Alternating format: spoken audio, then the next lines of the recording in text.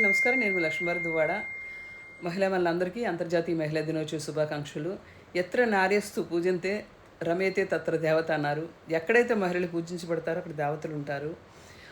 భారతదేశం అనేది అర్ధనారీశ్వర శకంతో మొదలైంది. అంటే స్త్రీ పురుషులు సమాన హక్కులతో సమానంగా జీవించాలనే ఒక సృష్టి రహస్యంతో మొదలైంది.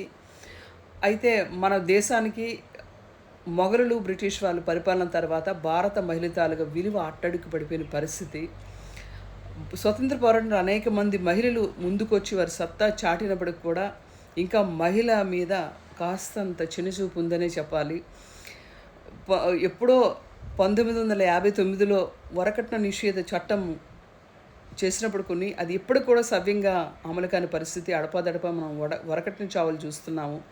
మహిళల మీద మానభంగాలు, మహిళల మీద యాసిడ్ దాడులు, ఇవన్నిటికి కూడా పురుషుని పెంపకంలో లోపం, లేకపోతే మన సమాజం తన తీరు యొక్క లోపము మనం అర్థం చేసుకోవడం ప్రయత్నిస్తూ ప్రతి మహిళ తనకి తాను ప్రొటెక్ట్ చేసుకుంటూ పోలీసులు వస్తారు, లేకపోతే పేరెంట్స్ వస్తారు, ఇంకొకరు వస్తారని కాకుండా ఇప్పుడు సెల్ఫ్ ప్రొటెక్షన్తో ఎనర్జెటిక్గా ఉంటూ ఎప్పుడు కూడా మానసికంగా కూడా చాలా స్ట్రాంగ్గా ఉండాలని మనస్ఫూర్తి కోరుకుంటూ మహిళలందరికీ మరొకసారి very very happy women's day.